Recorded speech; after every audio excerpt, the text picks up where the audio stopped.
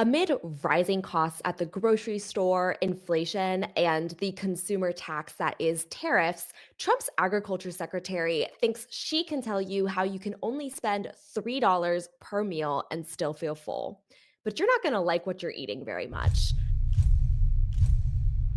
Yesterday, Trump's agriculture secretary, Brooke Rollins, went on News Nation to explain that her team ran over 1,000 simulations to pinpoint the perfect $3 meal to feed Americans during this affordability crisis. But here's what she thinks that meal would look like. I think the question you're asking, and it's a really important one, is while we're asking Americans to reconsider what they're eating, are we actually asking Americans, especially those who are living on the margins, are we asking them to spend more on their diet? And the answer to that is no. We've run over 1,000 simulations. It can cost around $3 a meal for a piece of chicken, a piece of broccoli, corn tortilla, and one other thing. And so there is a way to do this that actually will save the average American consumer money. You've The done the next step, analysis though, on is, that but what because about that's those? one We of have. the We have. criticisms I heard. You heard it here first, folks. For dinner tonight, you're having a piece of chicken, a piece of broccoli, a corn tortilla, and one mystery item. Now, of course, people online immediately began making fun of this and making memes out of this, but coming from a federal official, this is a pretty serious proclamation. As Courtney Milan pointed out on Blue Sky, these are essentially starvation rations. These are not enough calories to feed the average person. Courtney went on to talk about how, as a culture, we've demonized the idea of calories. We think that less calories is always better. But the reality is, we need enough calories to survive. In fact, we may need more calories than we think we do for our brains to be operating at maximum capacity. Courtney goes on to say, I also note that their one other thing is unlikely to be seasoning. So enjoy wrapping your corn tortilla around an unseasoned drumstick with a piece of broccoli stuffed in the end.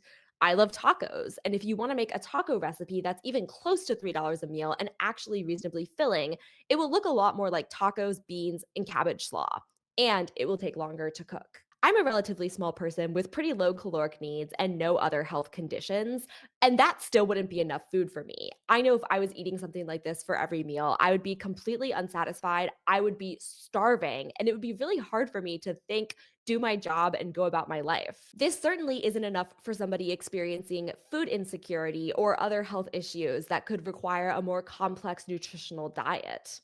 Karen Cahoe on Blue Sky also did an excellent thread about this, saying, on the $3 per meal thing, I went through a weird period where I tried to be really frugal and would try to limit my grocery budget to $50 a week.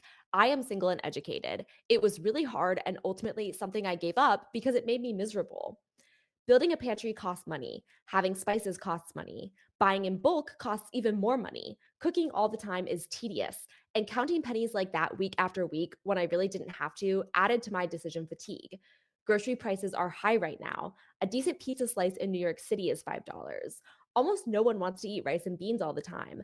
And it's even more challenging if you have allergies, dietary restrictions, or certain disabilities. The agriculture secretary's comments are not realistic for most people.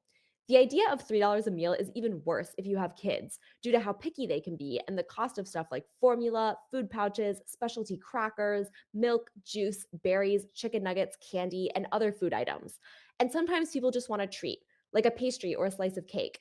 I just remember the extra frugal periods of my life being really hard. When I made $15 an hour working at a TV news station, I couldn't make the math work. I worried if I used too many frozen peas for a meal, and then wondered if I could afford to buy my sister a pack of Oreos. According to recent data, over 13% of Americans are living in food security, which affects more than 14 million children and disproportionately affects people of color.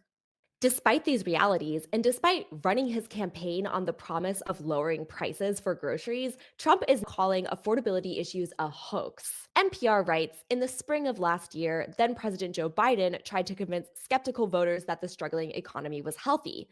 Then candidate Donald Trump seized on the moment and vowed to lower prices for American consumers. Now it's Trump who's trying to persuade the public that the state of the economy is sound, even after prices rose 3% in the 12 months ending in September. Now, the backlash to Brooke Rollins' comments, it's not just about how absurd that suggested meal is. It's also about the idea that Americans need to be living more frugally and with more austerity at a time when the country is devoting so much money to other reasons, and Trump himself is certainly not setting the standard for how to live frugally. At the exact same time that Trump's administration is telling Americans that they should just be spending $3 per meal, they're also allocating hundreds of billions of dollars to go into ICE, which is terrorizing Americans on the streets. They're also pouring increased funding into the military, while Trump sets his sights on unpopular invasions and interventions around the world. And Trump's supposed amazing economic policy of tariffs has done nothing to help consumers. In fact, it's done the opposite. Just as economists predicted, tariffs are actually raising prices. They operate on a consumer tax on goods coming in from overseas. This graph shows you at the exact same time these tariffs went into effect, prices that had been on a decline actually started going up again. We even have new data as of this month from the Joint Economic Committee minority showing that families paid $310 more annually for groceries during Trump's first year in office. This breakdown goes into specific items like whole milk with a cost change of more than $6, cheddar cheese more than $9 more expensive, and prices for things like ground coffee and chicken breast are skyrocketing even more. Ground coffee has an eye-watering $76 increase, things like chicken breast and whole chicken at $11 and $12 each. Those skyrocketing prices for things like ground coffee, tariffs are partially to blame. And you may have heard how tariffs are affecting things like luxury goods. For example, buying a wedding dress right now is significantly more expensive because a lot of those dresses are made overseas. But it's also affecting everyone. Grocery store prices and household daily essentials are going up in prices. Tariffs are doing nothing to combat that. They're actually exacerbating the problem. And at the exact same time that Trump is expecting Americans to live more frugally, he himself is living lavishly. He's pouring money into vanity projects like a White House ballroom and throwing some really weird parties at Mar-a-Lago for him and his friends. I don't even want to know what's going on with those animal masks at the Mar-a-Lago party, but needless to say, an event that lavish is not pricing meals at $3 per person. The point of all of this is clear. Trump is expecting Americans to suffer financially and be able to afford less so that he and his friends can reap more of the profits. Sacrifice is for regular people, not for the people in charge. Trump is trying to normalize scarcity in the richest country in the world. And if he's blatantly lying about making life more affordable, what else could he be lying about? The answer is probably everything.